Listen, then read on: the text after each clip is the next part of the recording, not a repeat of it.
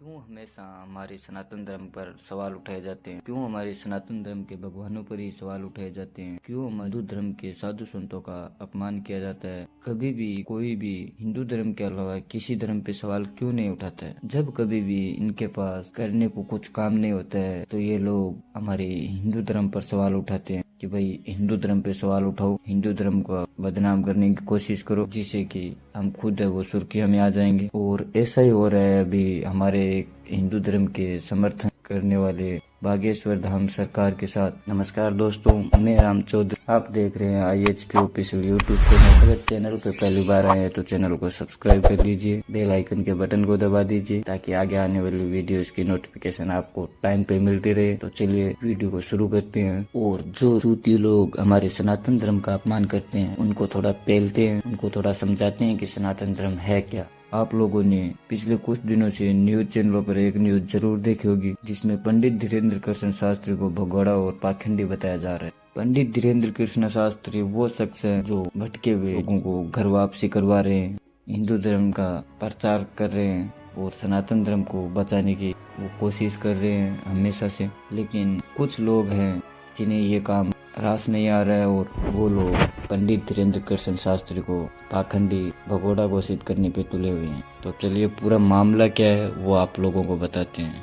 पंडित धीरेन्द्र कृष्ण शास्त्री बागेश्वर धाम के पीठाधीश हैं और वो वहाँ पे अपना दरबार लगाते हैं जिसमें लोगों की समस्याओं का हल करते हैं वो, और लोगों की जिस तरीके से भी मदद वो कर सकते हैं पूरी मदद करते हैं उनकी। और सबसे खास बात ये है कि पंडित धीरेन्द्र कृष्ण शास्त्री किसी भी आम आदमी को जब भी अपने पूरे दरबार में से उठाते हैं तो वो किसी एक आम आदमी को उठाएंगे जिसके बारे में उन्हें पहले से कोई जानकारी नहीं है, लेकिन जब वो उनके सामने आके बैठेगा तो वो उसका पूरा जीवन परिचय वो दे देते हैं। तो इसी के चलते कुछ लोग हैं जिनको ये बात हजम नहीं हो रही है कि ये कैसे हो सकता है, कैसे कोई 27 साल का लड़का बिना जाने पहचाने किसी का भी पूरा जीवन बता सकता है, वो कौन है, कहाँ से आया है। और वो लोग पंडित धीरेन्द्र कृष्ण शास्त्री का तो कुछ कर नहीं सकते, तो उन्होंने सोचा कि चलो इसको बदनाम ही कर देते हैं। और उन्होंने पंडित धीरेन्द्र कृष्ण शास्त्री के खिलाफ केस दर्ज कर दिया है कि ये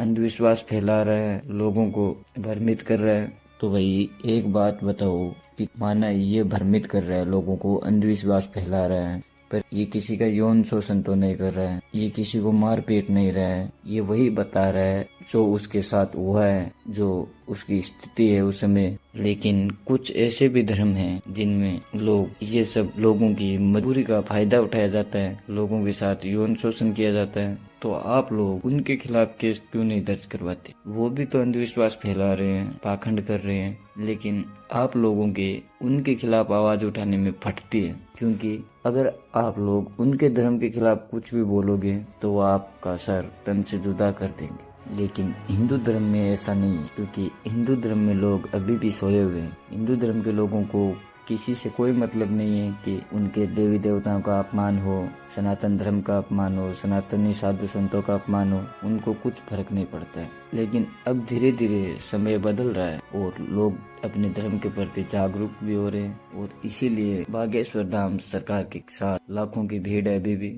और जिस चौथी आदमी ने उनको भगोड़ा घोषित किया है, उन पे केस दर्ज करने की कोशिश की है, जो ये कहता है कि पाखंड है, वो एक बार बागेश्वर धाम सरकार के चैनल पे जाके उसका लाइव वीडियो जरूर दे, जिसमें बागेश्वर धाम सरकार ने ABP न्यूज रिपोर्टर की पूरी जीवन कुंडली है वो उसको बता दिए। हमेशा से हमारे सनातन धर्म पे सवाल उठाए जाते हैं, हमारे सनातन धर्म का अपमान किया जाता है, लेकिन हिंदू कुछ नहीं करता है, हिंदू चुप रहता है। पर अब समय बदल गया है। अब कुछ लोग हैं जो सनातन धर्म को उठाने की कोशिश कर रहे हैं, लेकिन कुछ लोगों को ये बात हजम नहीं हो रही है कि सनातन धर्म का प्रचार क्यों हो रहा है, और इसीलिए कुछ लोग सनातन धर्म के साधु संतों पर सवाल उठाने लग गए हैं। जैसा कि आप लोगों ने देखा है कि बागेश्वर धाम सरकार पर पिछले कुछ दिनों से सवाल उठाए जा रहे हैं कि ये अंधविश्वास फैला रहा है, ये पाखंड करता है, लोगों को भ्रमित करता है। और कुछ चूतिए लोग हैं जो ये सब समझ नहीं पाते हैं कि सनातन धर्म में क्या कुछ हो सकता है,